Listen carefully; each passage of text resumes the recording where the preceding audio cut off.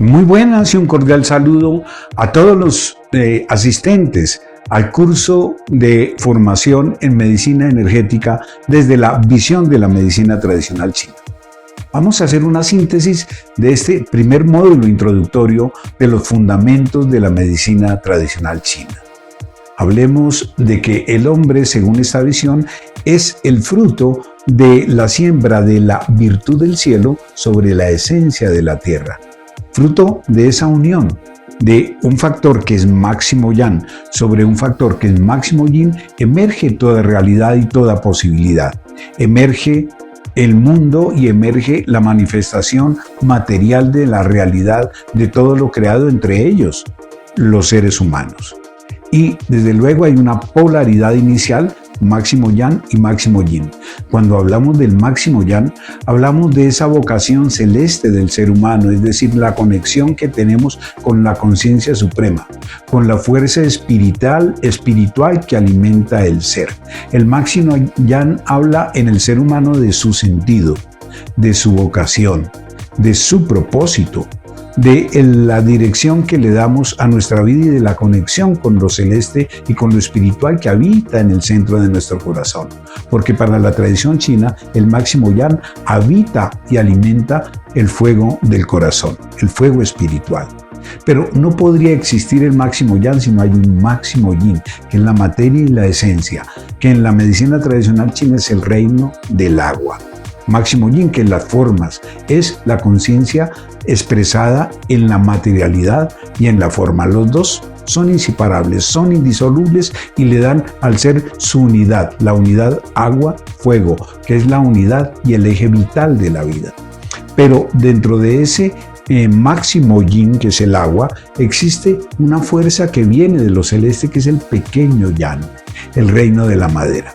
Y ese pequeño yang es como el alma individual, porque es parte de ese gran yang, que es el fuego espiritual. Pero la madera es como el alma individual que va a generar una impronta particular en el ser, que es su alma, su forma particular de ser, su carácter, su temperamento, la expresión caracterológica de esa realidad, de ese ser individual.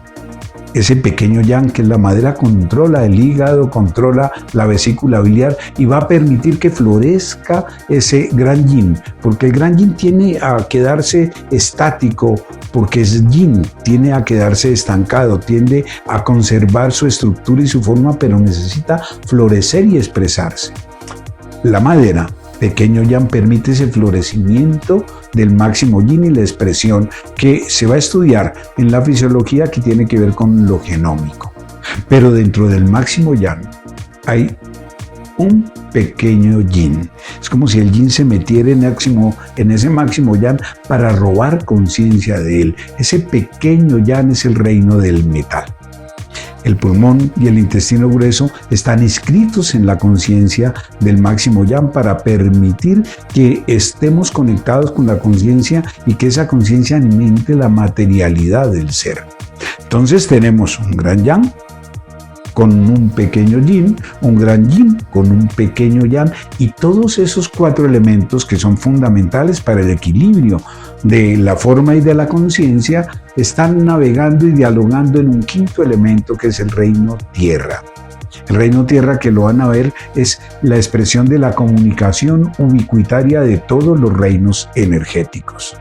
Pero el equilibrio no se da perfectamente. Siempre está oscilando el yang y el yin. Una vez es yang, una vez es yin. Eso es el Tao. A veces predominan yang durante el día, elementos que son fundamentales para el equilibrio de la forma y de la conciencia están navegando y dialogando en un quinto elemento, que es el reino tierra. El reino tierra, que lo van a ver, es la expresión de la comunicación ubicuitaria de todos los reinos energéticos. Pero el equilibrio no se da perfectamente. Siempre está oscilando el yang y el yin. Una vez es yang, una vez es yin. Eso es el Tao. A veces predomina el yang durante el día, el yin durante la noche, de manera fisiológica y normal. Lo mismo a lo largo del recorrido de las estaciones. A veces es yang en el verano, a veces es yin en el invierno, a veces pequeño yang en la primavera, a veces pequeño yin en el otoño. Es decir, hay una oscilación permanente. Pero cuando se ancla uno de los elementos, tenemos disfunción.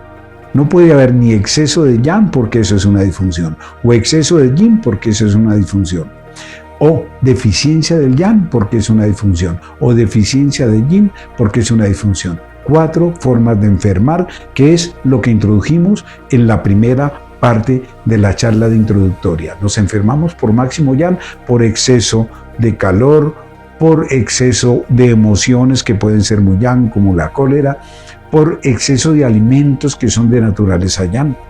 O nos enfermamos por exceso de yin, por vivir en ambientes muy fríos, por emociones muy yin, como la tristeza, como el miedo, o por alimentos de naturaleza yin, o por factores del medio ambiente como el frío.